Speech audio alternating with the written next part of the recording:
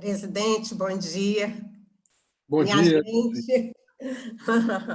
bom Bom, dia. meus amigos, mais uma vez, eu acho que já deu tempo da gente dar o nosso descanso, né, o rápido, levantar rapidamente. Então, o CERJ, a diretoria do CERJ, toda aqui nesse instante, recebendo com muita alegria o nosso companheiro Jorge Godinho, presidente da Federação Espírita Brasileira, não é que a gente que é o nosso amigo, amigo do movimento espírita, né? E que também viveu um pouquinho aqui no Rio de Janeiro, não é, Godinho? Exato, bons tempos. Bons tempos. Então, Godinho, a sua saudação aos amigos. Nós estamos aqui nesse instante com a representação toda a diretoria do CERJ, que eu não sei se você conhece, mas a gente vai passar rapidinho, né, para você conhecer agora. Né? A gente tem aqui a Ângela Delu, pode aparecer em tela grande? Isso, a Ângela Delu, a Ana Rosa Irão, isso, o Adriano, está aí o Adriano? O Não foi Adriano. atender um telefonema do hospital. Volta daqui a pouquinho. Tá bom. Está o Zósimo aí, né? Zósimo, onde é que está o Zósimo? Está a Jandira e a Cristiane, né? Então, estão todos aí. Então, queria só informar a vocês que a gente conversou com o Godinho e a gente deu um tema, né, para o Godinho, e então, Godinho, você fica à vontade, nós estamos aqui ouvindo com atenção e já agradecendo a sua disponibilidade de, nesse domingo, estar com o grupo. Tá bem. Obrigado, Daci. Quando você me fez o convite, foi uma alegria da minha parte e nós priorizamos sempre os convites que o movimento espírita nos faz, porque, além de ser um dever nosso, uma obrigação, trabalharmos juntos, não só no conhecimento que o próprio movimento espírita nos traz, e que a gente observa, muitas das vezes, que no movimento espírita nem todos observam a história nossa do movimento espírita. Quando você me pediu o tema para falarmos do movimento espírita ontem, hoje e amanhã, eu fiquei muito alegre, porque é sempre uma oportunidade de rever um passado que é muito rico de conhecimentos e também ricos de aprendizados, não só com os êxitos que houveram no passado, como também os equívocos que foram cometidos e que, numa análise histórica, possibilita a quem verifica e analisa a observar que, nos dias de hoje, nós também poderemos cometer equívocos semelhantes. Mas, se nós conhecermos o passado, facilita bastante nós evitarmos os equívocos, ou seja, a recorrência. Então, o tema que você nos solicitou é justamente falar sobre esse passado, os dias de hoje e o futuro. Então, na realidade, eu vou pedir apenas a permissão para relembrar aqueles que já têm o conhecimento, para que, dentro do tempo, eu faça um esforço histórico muito rápido desse passado, para que nós possamos entender o contexto e o texto que também nós estamos inseridos nos dias de hoje, usufruindo todo esse trabalho que foi realizado por aqueles que nos antecederam. Eu sempre digo que, se nós fôssemos surfistas, nós estaríamos hoje na crista da onda do trabalho que aqueles que no passado realizaram, para que este futuro nós possamos usufruir.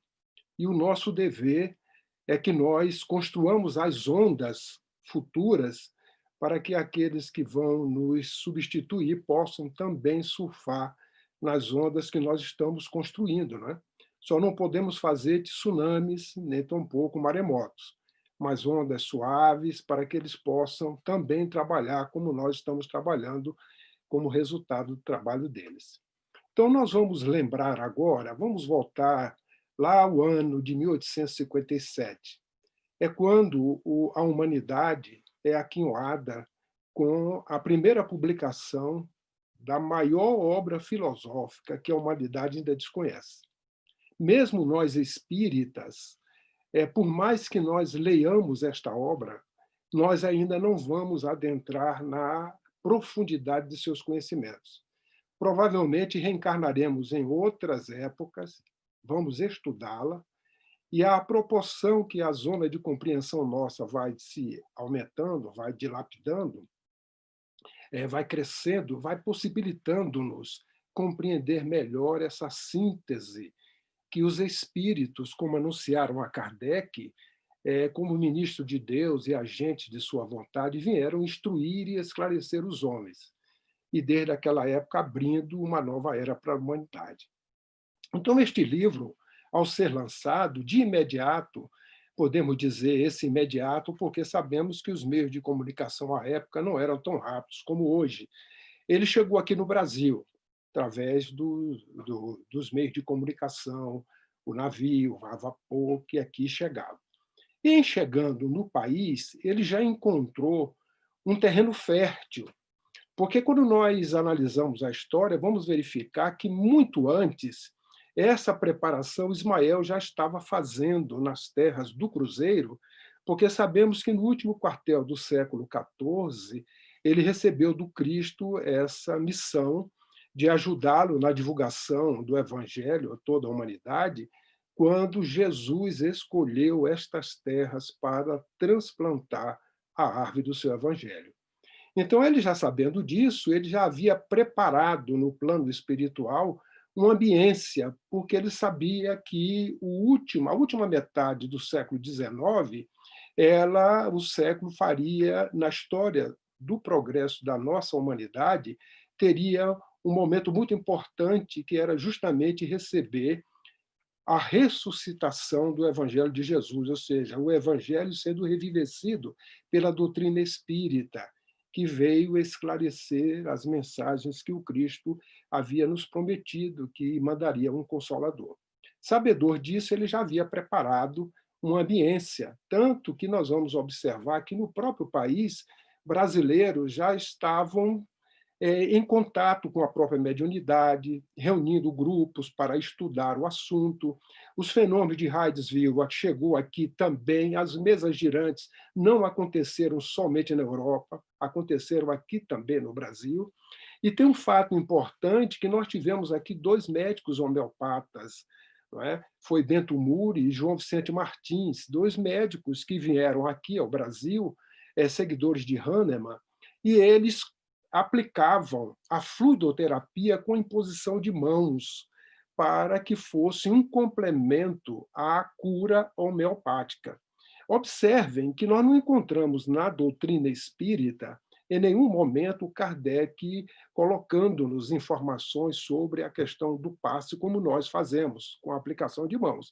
Ele nos fala da fluidoterapia, nos fala dos fluidos, né, das suas causas, consequências, dos seus efeitos, dos benefícios que traz, mas, na realidade, esses espíritos, quando aqui estiveram, os 2, um português e o outro francês, o português João Vicente Martins, ele era um médium ostensivo, e a mediunidade para eles era algo comum, natural, eles já entendiam isso. Mas, ao mesmo tempo, eles tinham uma bandeira. Por incrível que pareça, a bandeira deles era Deus, Cristo e caridade. E eles fizeram o seu trabalho e também, com isto, puderam influenciar os médicos no Brasil com a questão da homeopatia, da cura à época, e o hábito da fluidoterapia sendo transmitido pela imposição de mãos, isso também foi passando para aqueles médicos que se tornaram espíritas a partir do momento que o Livro dos Espíritos chegou no Brasil. E esse foi um hábito que foi colocado e hoje nós praticamos, né, a fluidoterapia desta forma, como consequência até da vinda desses espíritos que provavelmente Ismael, já tendo uma visão de futuro, já os trazia para que nós pudéssemos realizar esses trabalhos na casa espírita. e verificamos que, na realidade, a fluidoterapia na casa espírita, ela não é aplicada por nós, que sabemos todos que somos instrumentos. Esta aplicação, conforme André Luiz nos dá, são por espíritos altamente preparados, são espíritos especializados e que realizam esses trabalhos na casa espírita, atendendo à necessidade daquele que chega em busca de consolo. Nós somos apenas instrumentos. Eu imagino assim, se eu vivi 50 anos aqui aplicando passe na casa espírita, ao chegar no plano espiritual com a lucidez naturalmente que deve ter, nós espíritas, nós poderemos dizer, eu gostaria de voltar para lá, para casa, para aplicar o passe. Provavelmente nós vamos receber um não, dizendo que nós não estamos preparados para isso.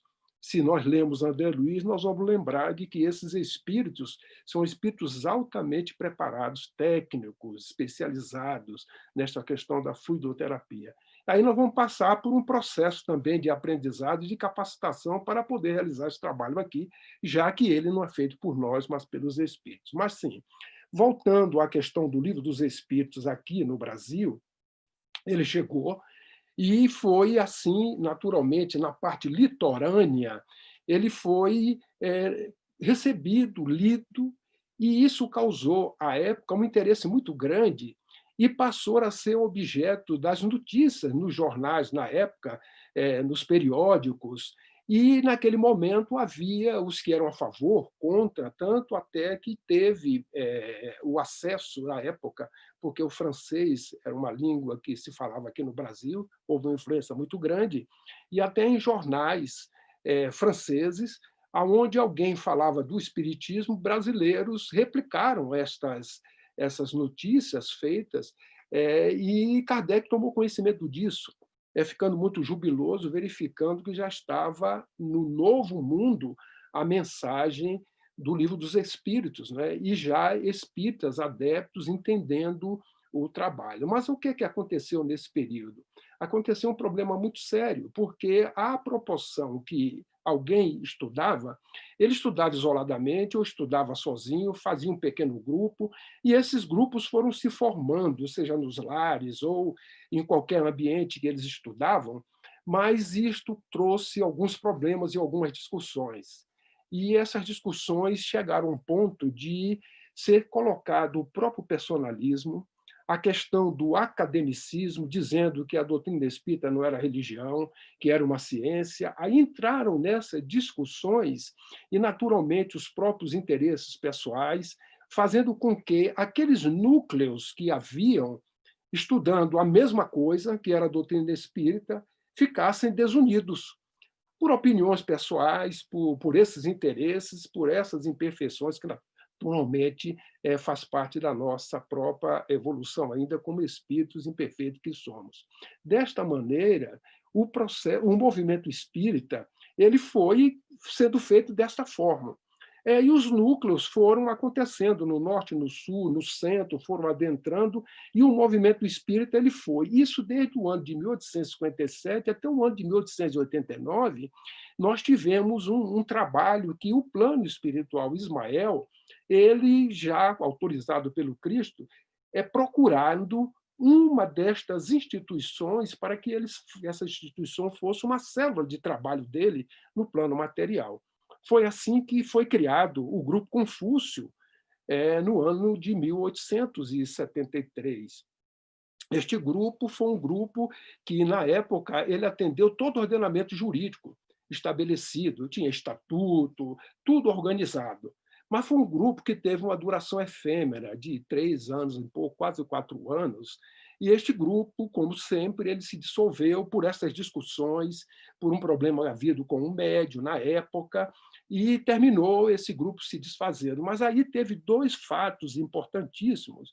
Quem fazia parte desse grupo eram espíritos lá do início, que nós conhecemos pelo nome, Luiz Antônio Saião, nós tínhamos, na época, Frederico Júnior, nós tínhamos Bittencourt Sampaio, não é? Ou seja, todos aqueles que faziam parte deste início do espiritismo no Brasil passaram pelo Grupo Confúcio. E, naquele grupo, foi a primeira vez que Ismael trouxe uma mensagem aos espíritas. então dizendo aos espíritas naquele ano a missão do Brasil e também a missão dos espíritas. Ele diz assim na missão do Brasil, diz, olha, o Brasil, a missão do Brasil é cristianizar. O Brasil é a terra de todos, o Brasil é a terra da fraternidade, o Brasil é a terra do Evangelho, o Brasil é a terra de Jesus. Complementa dizendo que no futuro abrigará um povo que se diferenciar dos demais pelos seus costumes cristãos. E mais abaixo ele vem dizendo que devemos considerar e ver Jesus, ele não diz como guia e modelo, mas diz como sendo o nosso chefe, ou seja, o governador da terra. E depois fala da missão dos espíritas, dizendo que a missão dos espíritas é divulgar no Brasil, é divulgar o evangelho em espírito e verdade. E acrescenta dizendo que aqueles que assumiram um compromisso antes do nascimento e desejarem cumprir esse dever, que estejam sob esse pálio trinitário, ou seja, cobertos sob essa bandeira, Deus, Cristo e caridade. Aonde estiver esta bandeira, eu aí estarei, e assinou Ismael. Então ele já deu uma diretriz, ele já deu uma estrutura que no futuro veio a ser confirmada.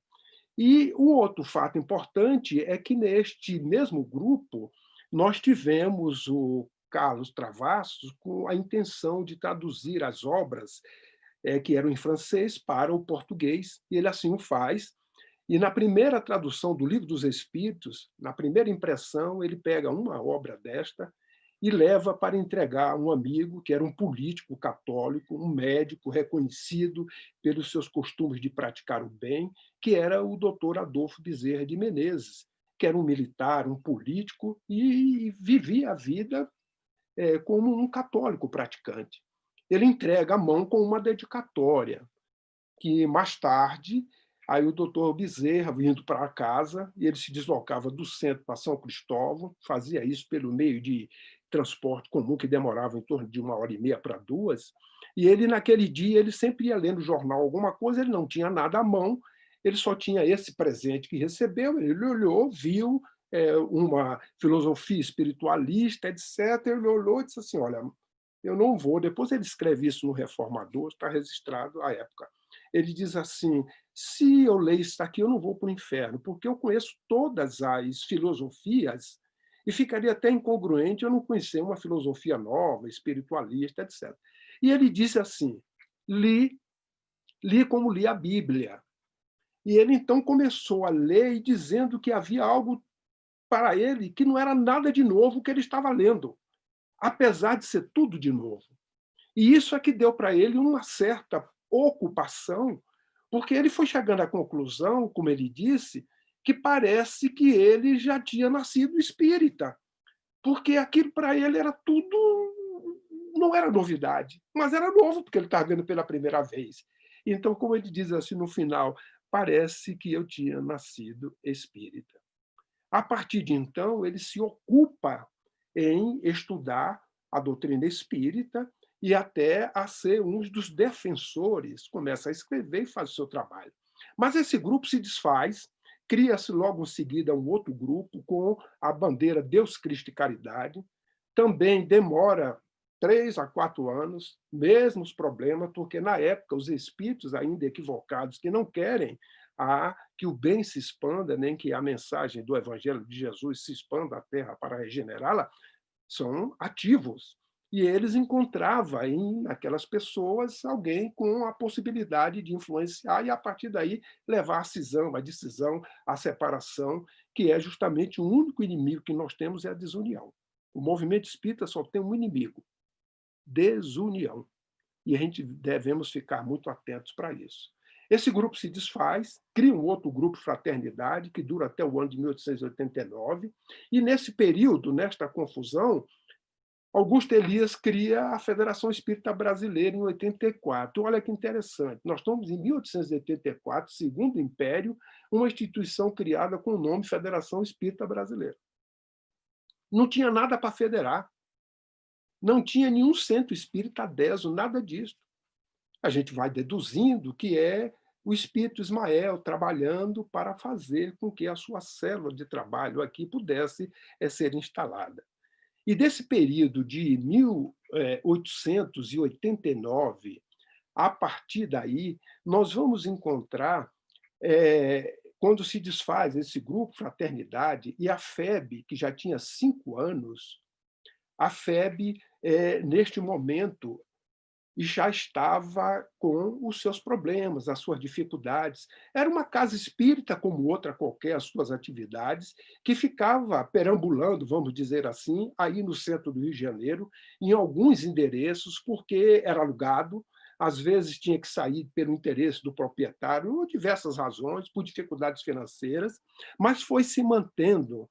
Só que o movimento espírita, no ano de 1889, estava muito disperso por estas razões todas. Discussões, interesses pessoais. Não, isso aqui, os que eram religiosos eram chamados de místicos, os outros eram os academicistas. E se eu pudesse dizer aqui numa simbologia, eu diria assim, nós tínhamos setas indicando em todas as direções, sendo que apenas poucas delas estavam na direção da obra de Ismael, ou seja, conectados, alinhados com Ismael. E é neste ano que Ismael prepara os espíritas do Rio de Janeiro, onde havia os maiores núcleos, para receber a mensagem póstuma de Allan Kardec.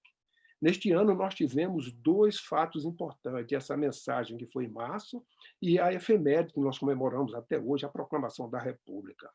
É assim que vem a mensagem póstuma. Quem desejar lê-la, ela está no livro A Prece, não é o livro Prece, é o livro A Prece, que é publicado pela FEB, e que ali vem trazendo a mensagem como um todo, que na realidade é um puxão de orelha a nós, aos espíritas da época, justamente por essas questões.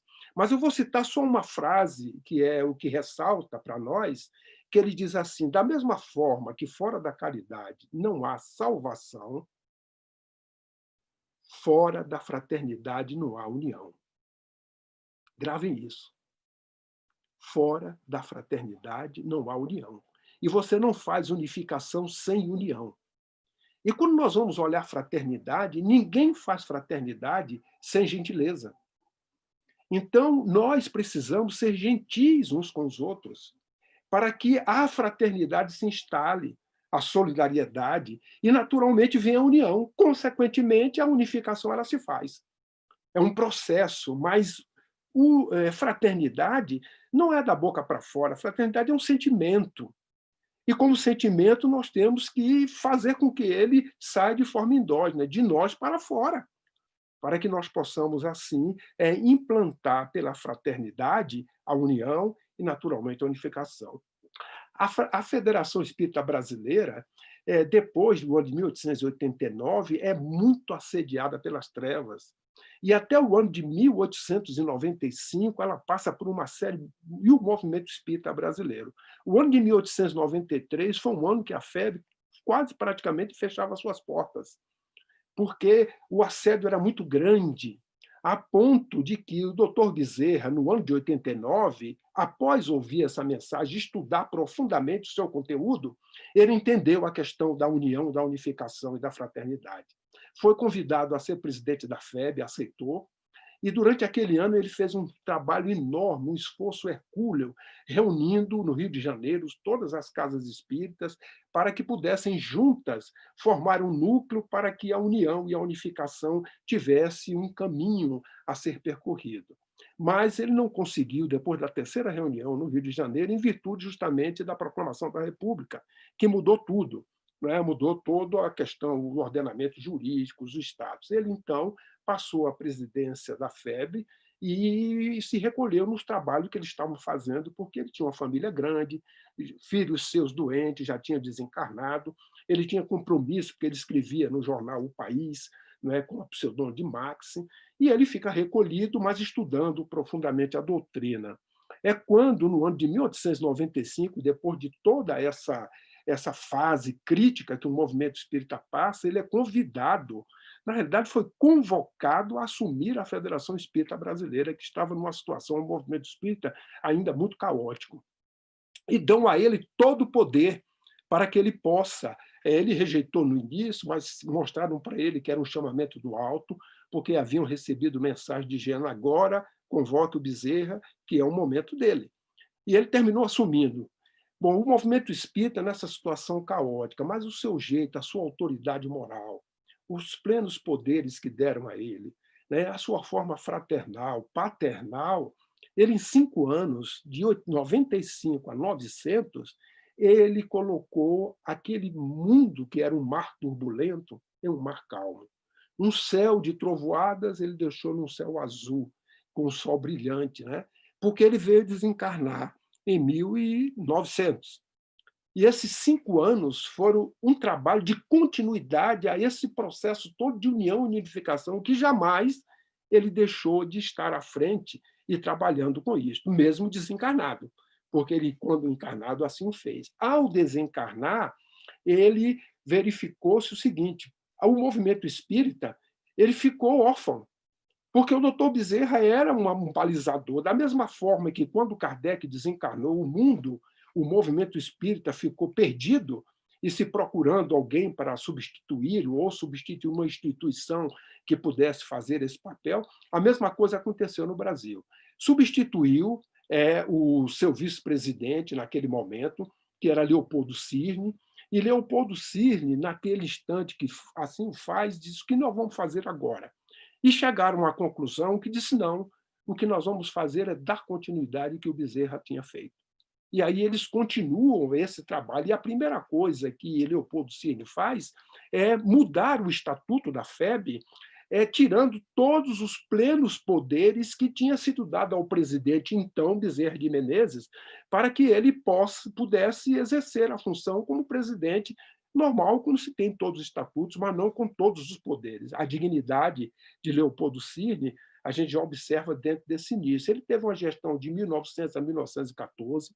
O prédio que nós temos aí no Rio de Janeiro foi fundado na época da sua gestão, em 1911. Às vezes, por desconhecer a história, eu já vi espíritas, quando chega ali, porque nunca entraram, e vê aquelas escadas, tem uma sensação tão grande, porque imagina que o doutor Bezerra subia aquelas escadas enquanto encarnado, e na realidade não, ele nunca encarnado, foi ali desencarnado, porque foi na gestão de Leopoldo Cirne, em 1911, que aquele prédio foi construído, que hoje nós denominamos a nossa sede histórica.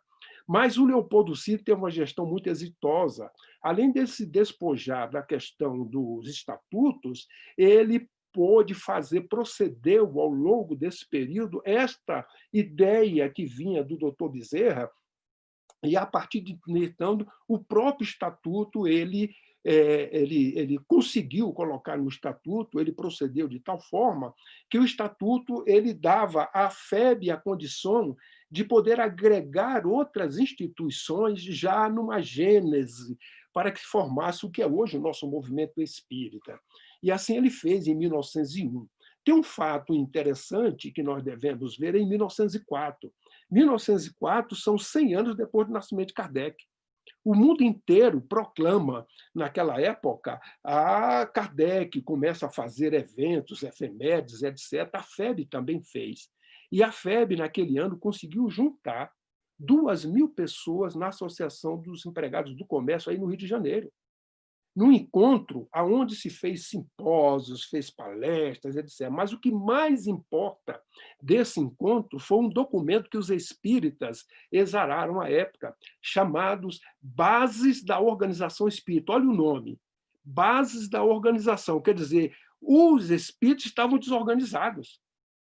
Ainda continuava aqueles problemas. E nesse documento é que se coloca ali a FEB como sendo uma instituição que ia se aderir a ela, instituições que seriam criadas em cada estado, uma instituição que pudesse agregar todas as demais e, a partir daí, junto com a FEB, formar uma grande rede, respeitando naturalmente a autonomia administrativa, não é, toda a liberdade, como a doutrina prevê. Ou seja, eram as bases do documento que mais tarde veio se consolidar no Pacto Áureo. Então, naquele momento, já havia uma estrutura assim feita, numa preparação contínua, para que se pudesse, desta forma, assim prosseguir. Vieram os demais presidentes, e nós vamos passar agora já para o início do século XX. Quando nós estamos aí já no ano de 1904, vem em 1910, nasce Chico Xavier. Depois do Chico, nós vamos observar que, com o nascimento do Chico, vem ele depois, quando ele tinha 18 anos, ele fez a primeira obra, que nós sabemos que é Parnaso de Azeitúnio, mas com 28 anos foi publicado a obra Brasil, Coração do Mundo, Pátria do Evangelho, que vem ratificar tudo aquilo daquela mensagem de 1873 que Ismael havia colocado. Mas este livro trouxe uma série de confusões pelas imperfeições, só porque lá tem uma parte que fala sobre Rusteng, dizendo assim que o missionário foi Kardec e que vieram coadjuvando com ele espíritos. Não é? Aí fala que veio Rusteng, veio Leon Denis, veio Camille Flammarion, veio Delane, mas isso aí causou uma coisa, o livro não presta, porque disseram até que era um conluio da FEB, do então presidente, com Chico, para que exaltasse o papel da FEB, ou seja, essas coisas imperfeitas que acontecem, encontra, da mesma forma que encontrou lá atrás, instrumentos para que pudesse fazer essa confusão toda. Bom, o fato é que o livro aí está, o movimento espírita está vivendo, e nós vamos observar que 60 anos após, que é o ano de 1949, relativo a 1889, é que nós vamos observar no Rio de Janeiro havia um congresso pan-americano espiritualista. Os espíritas foram a este congresso. Mas ali, esse trabalho de união, unificação, de se amar, porque a mensagem de Jesus é nos convidando para amar, eles já estavam, à época, amadurecendo para isso e estavam necessitados, porque no ano anterior, em São Paulo, já tinha havido um congresso sobre a questão da unificação. E ali, naquele encontro, eles resolveram fazer um documento para que os espíritas se unissem. Resolveram fazer, se reuniram, aqueles que ali estavam, fizeram o documento, mas observaram que a FEB não estava presente, porque não tinha sido convidado, ou por qualquer razão, não se sabe. Mas o fato é que ele não estava. Então, solicitou-se uma reunião na FEB com o seu presidente, que na época era o Vantuil de Freitas, e se reuniram. Esta reunião chama-se, no nosso consultório, da Grande Conferência do Rio de Janeiro. Ali estavam 19 pessoas, não é, para que pudessem, naquele momento, tratar e levar esse assunto. Diz as bocas, aí veio os mitos, que no momento que conversaram, o doutor Vantuil tirou do bolso um documento. Na realidade, não deve ter sido assim, porque a informação correta é que, no dia anterior, isso é a espiritualidade atuando, né? Ele havia feito uma resolução sobre essa questão da união e da unificação. E quando eles chegaram, que expuseram tudo para ele pegou essa resolução e descreveu para eles o que era que tinha na resolução. Todos ficaram admirados. Primeiro, a resolução atendia tudo o que eles tinham escrito e colocava algo mais além daquilo. Foi uma reunião rápida, harmônica. Foi uma reunião em que se fez uma ata que, na inspiração de Lísio Vasconcelos, naquele momento os espíritas estavam realizando um pacto, daí o Pacto Áureo. Foi uma reunião onde se fez em 18 artigos isso que está escrito e à disposição dos espíritas, cujo documento ele tem aquele documento lá de 1904, Bases da Organização Espírita, foi a base que o Vantuil encontrou para poder escrever tudo aquilo que já estava mais ou menos delineado, para que pudesse, desta forma, chegar nessa culminância, 60 anos depois, em 1949. Resolveram, então, criar, desta forma, um Conselho Federativo para poder abrigar essa instituição nova, que eles estavam, esse momento novo, não uma instituição, um momento novo, em que eles precisavam da união, mas precisavam se reunir em algum lugar. Foi assim que foi criado o Conselho Federativo Nacional, criado o conselho, abrigou-se o conselho na instituição existente chamada Federação Espírita Brasileira, de forma permanente, para que a FEB pudesse, junto com o movimento espírita, cumprir aquele papel, respeitando naturalmente as liberdades e as individualidades de cada instituição. A única coisa que o pacto não admite, e que realmente não pode admitir, é que nós façamos alguma coisa independente para mexer na doutrina espírita, porque este é intocável. Nós temos liberdade patrimonial, administrativa, financeira, liberdade para tudo, mas não temos liberdade para mexer naquilo que nos unifica, que é a doutrina espírita, que é o ponto que convergimos todos nós com as diversidades que cada um de nós temos como instituição e como pessoas. Então, é assim que se criou, e aí veio a caravana da fraternidade, todo mundo conhece, viajou pelo Brasil inteiro, e veio culminar com a visita ao Chico Xavier. Essa visita aconteceu no dia 11 de dezembro de 1950, aonde Emmanuel traz uma mensagem àqueles espíritas, se congratulando com eles e justamente dando início a esse processo novo que é da união e da unificação. A partir de então, nós temos já organizado o movimento espírita e, com o passar do tempo, as adesões foram acontecendo. E aqueles estados em que não tinha ainda uma instituição, a própria FEB, o movimento espírita, então, já se organizando e incentivando para que a instituição representante daquele estado fizesse parte desse conselho. E é assim que nós vamos ver, nos anos 50 a 60, o movimento espírita já com uma sinergia, um dinamismo melhor, mais unidos, não é? E unificados num propósito, onde tinham simpósios, palestras em todo o Brasil. É aí, nesses anos 50 a 60, que Chico Xavier surge e ele começa, então, a ser conhecido no Brasil como médium que, ao longo do tempo, vem sendo demonstrado. A própria Ivone Pereira. E nos anos seguintes, na década seguinte, que é 60 a 70, nós vamos observar que aí já estava se pensando numa organização das atividades do centro espírita.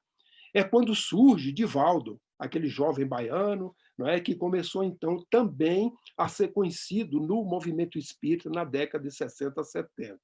Na década de 70, há um fato marcante, que é a mensagem sobre unificação do Dr. Bezerra, recebida por Chico Xavier, que é uma mola mestra, uma orientação nesse trabalho contínuo que o Dr. Bezerra vem fazendo desde o ano de 1889, e mais especificamente 1895, quando ele assumiu a presidência da FEB, encarnado, e logo que desencarnou, continuou trazendo mensagens, incentivando os espíritas à união e à unificação. Nos anos 80, vai surgir, então, Raul Teixeira, o livro Orientação ao Centro Espírita, uma sequência de estudos para a criança, para o jovem, né, e que Darcy participou desse período aí com muita intensidade, eu recordo, não é, Darcy? E foi naquele final de 70 para 90, lá em Santa Cruz, que eu tive a oportunidade de ter os primeiros contatos com a Darcy e com a querida Cássia, né, que é uma irmã espiritual que a gente tem desde o momento que nós conhecemos, em reencontros assim que esses acontecem, que são as afinidades e a doutrina e a reencarnação nos traz. Então, a partir daí, o movimento espírita ele vê nesse crescente. Nos anos 90, vieram as campanhas, aquelas campanhas nacionais, campanha da família, da vida, da paz, não é? E tiveram também revisões de materiais que já tinham sido publicados, da criança, da infância, da juventude, e olhe só o percurso que o movimento espírita vem tendo, agregando e acumulando essas experiências passadas para que nós chegássemos aos dias de hoje com o que nós temos. E do ano 2000 até os dias de hoje, nessas 2 décadas, nós tivemos o estudo aprofundado da doutrina espírita, nós tivemos o estudo das obras básicas sendo implantados, né, o estudo e prática da mediunidade, Agora, o Evangelho Redivivo, o estudo das obras de André Luiz, que é também um desejo de vários grupos. Hoje, na FEB, nós já estamos com um trabalho lá, um plano piloto, a respeito do estudo dessas obras, por uma demanda natural que os espíritas estão. Então, o movimento espírita ele vem numa sinergia muito grande para que nós chegássemos nos dias de hoje, como nós estamos. O dia de hoje, nós temos o movimento espírita reunindo-se uma vez por ano, que é no mês de novembro, como todos nós sabemos. No primeiro semestre, reúne-se em 4 comissões regionais, que, para efeito do Conselho Federativo, foi dividido em 4 comissões regionais, a Norte, a Centro, a Nordeste e a Sul. E, a partir daí, todo o trabalho que é verificado nessas regiões culmina no Conselho Federativo Nacional para deliberações do Conselho e para também se fazer pauta das reuniões do próximo ano. Não devemos esquecer que o movimento espírita brasileiro ele trabalha, e é bom que as pessoas entendam isso, que às vezes no movimento espírita, os presidentes de casas espíritas às vezes não entendem, eles acham que o movimento espírita está distante, é lá, eles não fazem parte do movimento, quem faz é a federativa, aqueles que fazem, ao contrário, é uma falta de consciência, todos nós fazemos, porque o Conselho Federativo Nacional e o Movimento Espírita Brasileiro ele trabalha para atender à finalidade do centro espírita.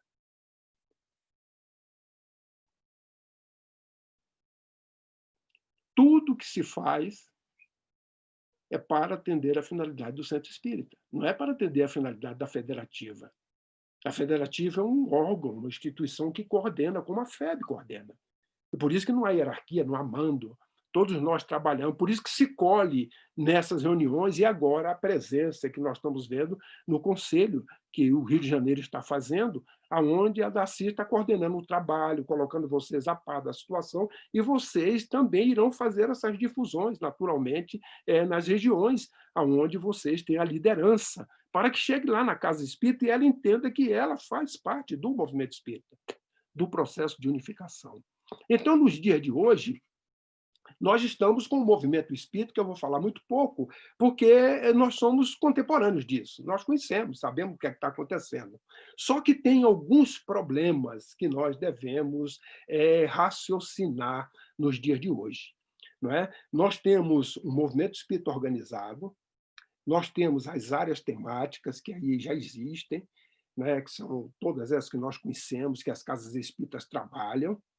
Nós temos hoje a implantação de um estudo do Evangelho Redivivo, quer dizer, um estudo olhando lá mesmo nos Evangelhos de Jesus, mais esclarecido à luz da doutrina espírita. Nós temos os conselhos federativos nacionais, os conselhos estaduais, os regionais, as comissões regionais. Nós estamos vivendo hoje no mundo virtual, que agora, por exemplo, nós estamos no conforto dos lares, trabalhando sem que haja qualquer interrupção ou vacância nas atividades que nós desempenhamos. Agora, existem alguns problemas que a gente tem que raciocinar. Nós, espíritas, só conhecemos 4 denominações para os espíritas. Foi aquela que Kardec colocou. O pesquisador, o espírito imperfeito, o espírito exaltado, o verdadeiro espírito ou espírita cristão. Estas 4, se nós fizermos uma análise, todos nós que dizemos espíritas ou espiritistas estamos enquadrados. Nos dias de hoje, se alguém diz qualquer outra adjetivação, fica por conta e risco de quem o faz. De esquerda, progressista, etc., etc., etc., com todo respeito às opiniões que cada um tem, mas fazem isso de modo próprio, de maneira particular. Porque o movimento espírita e a doutrina espírita não abriga esse tipo.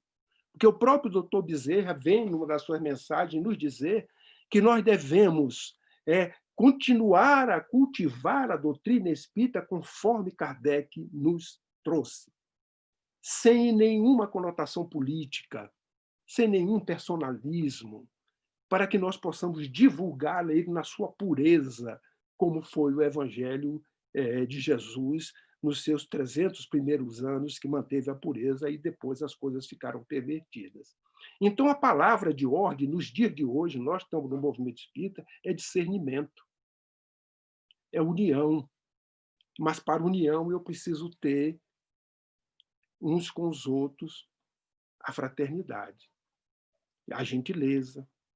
E não mais esquecer de Kardec que esse trabalho que nós realizamos ele é solidário. Então nós estamos todos, nos dias de hoje, convocados a testemunhar. A doutrina espírita não precisa de defesa, ela precisa de testemunhadores. Então nós precisamos testemunhar o conhecimento que nós já adquirimos e que o alto possibilitou chegar até nós para que nós possamos crescer e, naturalmente, a doutrina crescer. Então, nos dias de hoje, a gente vive esses contextos onde estamos todos sendo chamados e convocados a vivenciar o Evangelho de Jesus conforme os primeiros cristãos vivenciaram. Deram as suas vidas em holocausto. Nós não vamos dar vida em holocausto, porque estamos 2000 anos depois, com uma justiça já bem melhor do que naquela época, direitos humanos, ninguém vai nos matar por dizermos que somos espíritas. Mas nós, a todo momento, estamos sendo questionados. A que Senhor está servindo? Sobre o futuro, esse eu poderia dizer assim, só a Deus pertence. Mas diz-nos Kardec, a doutrina, que pelo pensamento nós podemos vislumbrar, fazer viagens, até ir a outras dimensões. O que nos diz os indicadores deste futuro, que eu posso falar alguma coisa, é dizer que nós não podemos esquecer do capítulo 18 da Gênese, do próprio Livro dos Espíritos, quando nos fala da questão da transição e da nova geração. Nos fala da emigração e imigração dos espíritos, que acontece na própria casa do Pai, chamada Terra, ou entre as inúmeras casas do Pai, que são outros mundos, mundos mais felizes. E já é do nosso conhecimento, de todos os espíritas, que aí está na literatura, que a Terra já está recebendo, desde algumas décadas, de forma esparsa, mas agora de uma forma muito intensa e numa quantidade muito maior, espíritos de mundos felizes que vêm ajudar Jesus neste processo de regeneração, porque nós, os habitantes da Terra, renitentes, imperfeitos como fomos, atrasamos o progresso. E agora eles vêm para poder tirar até esse atraso, adiantar.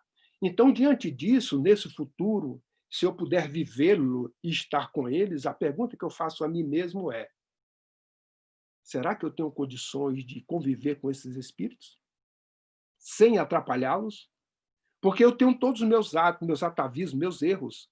Esses espíritos não têm nenhum vínculo com a humanidade da Terra e com essa nossa história negra de equívocos que cometemos quando estudamos a história, cujo protagonista fomos nós mesmos, e que temos que nos ressarcir perante a lei divina.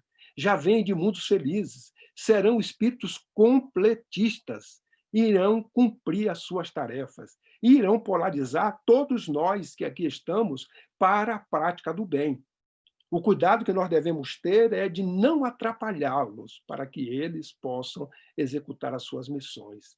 Então, essa nova geração, elas estarão nas casas espíritas, também estarão no movimento espírita e em outros movimentos, porque eles não vão nascer só no meio espírita, eles vão nascer em todos os ambientes da face da Terra. Vão fazer gestão em todas as áreas do saber. E nós observamos hoje que a nossa gestão que fazemos, aonde nós colocamos a gestão da casa na mão de uma pessoa, temos que refletir, porque ela não pode ser mais assim. Ela tem que ser uma gestão colegiada. Ela tem que ser conforme Kardec nos ensinou.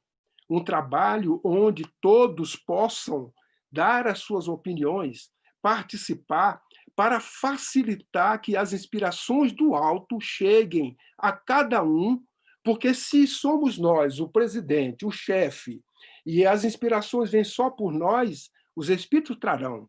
Mas o que é que acontece? A nossa vaidade, o nosso orgulho vai cada vez mais ser incentivado. Se nós estamos trabalhando num colegiado, o resultante ela é sempre maior do que o mais inteligente desse colegiado. E o que é que acontece com a resultante? não é produto de ninguém individualmente, ele é impessoal, como foi a doutrina espírita. Nenhum espírito se arvora de dizer que é o construtor da doutrina. E o que Jesus quer são trabalhadores impessoais, para que nós possamos nos apagar e ele aparecer. Então, nesse futuro, vai se dar muito mais valor à tarefa do que aos cargos. Os cargos, eles são dados muito valores nas regiões mais inferiores, até chegar em nós, que valorizamos o presidente, o doutor, o não sei o quê, etc, etc. Quanto mais evoluídos são os planos espirituais, menos valor tem o cargo. Mas as tarefas, elas sim, estas são adequadas às habilidades de cada um. Então, nesse futuro, que eu não sei se será muito longe ou muito perto, mas eu sei que ele vai existir e ele aí está caminhando, o evangelho de Jesus será vivenciado com mais intensidade, porque o bem será praticado por aqueles que estão vindo, porque muitos que estão indo na questão da emigração e imigração não estão voltando. E os que estão vindo estão sendo melhores do que aquele. Esse é um trabalho do Cristo de renovação. Por isso que o futuro é um futuro promissor, melhor, que nós vamos ter, porque os espíritos que estarão herdando a terra, eles estarão sendo melhores do que aqueles que estão voltando. A fraternidade, a solidariedade vão impulsionar com maior vigor a união entre nós e entre a humanidade, porque não vamos olhar o outro porque é espírita e é o irmão do mesmo ideal. Nós vamos olhar todos como filhos de Deus, irmãos da humanidade, independente do credo da religião, porque nós teremos a convicção e este milênio, que é a era do Espírito, e talvez outros milênios, mas esta era, que eu não sei quantos milênios vai durar, é a era em que a humanidade irá reconhecer Jesus como guia e modelo da humanidade, queira ou não queira. Como nós queremos pela dor e pelo sofrimento, nós estamos vivendo esse momento. Quem aprender esse momento e reconhecer nele o caminho, o guia e modelo, vai em frente.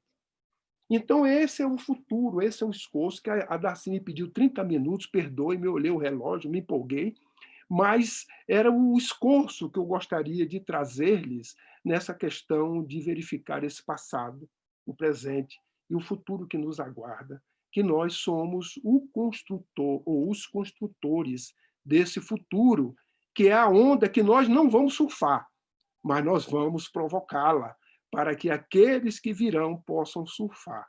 Por isso que nós devemos cumprir bem os nossos deveres, porque se não cumprirmos, eles irão cumprir os deles e, além do mais, os nossos. E as nossas consciências ficarão intranquilas porque deixamos de fazer o que teríamos que fazer. Então é isso, queridas amigas, queridos irmãos, que a gente gostaria de trazer nesse momento a reflexões, né, para que possamos, desta forma, juntos, nos fortalecer nesse trabalho tão belo, tão digno, que fortalece primeiramente a cada um de nós e, naturalmente, no conjunto, a esse trabalho que o Cristo deseja que nós cumpramos e que Ismael já nos orientou, que estejamos sob este manto, este pálio trinitário, Deus, Cristo e caridade. Godinho, nós estamos aqui assim embevecidos, eu estou aqui acompanhando as informações dos amigos aqui no chat, não é? Falando a respeito da importância desse momento, das suas reflexões, os amigos falando a respeito do esclarecimento, da facilidade com que você realmente está trazendo assim tudo isso para nós. Eu gostaria de saber, não é? Queria só informar aos amigos, não é, que está sendo transmitido pela TV CERT, não é?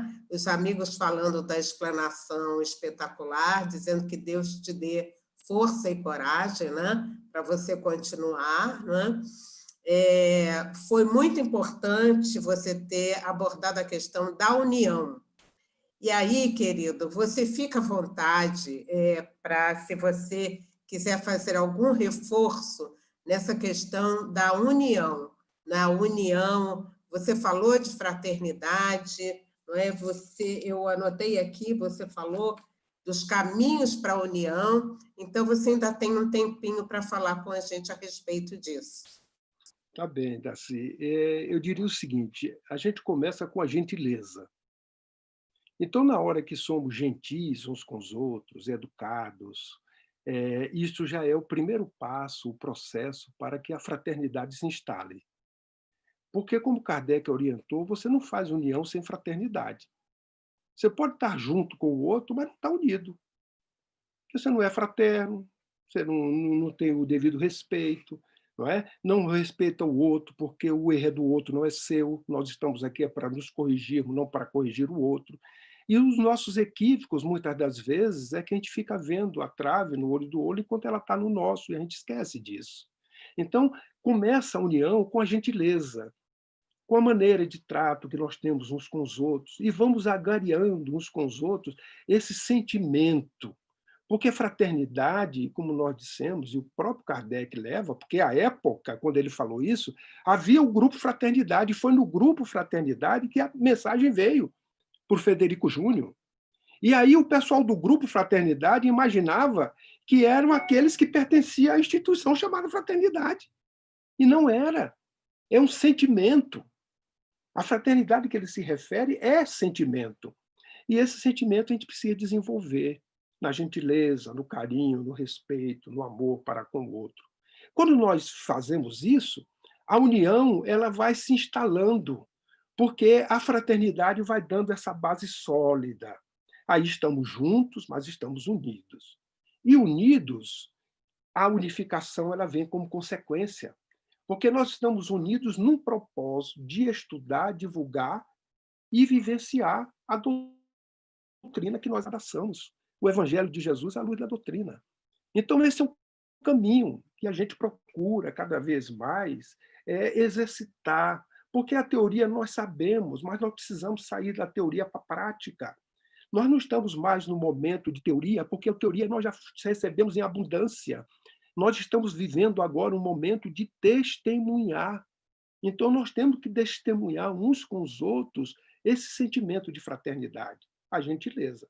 Então, toda vez que eu não sou gentil em casa com a esposa, com o filho, ou não sou com os amigos, ou não sou no movimento espírita, eu não estou praticando fraternidade. E a terra é de paz, a terra é de fraternidade.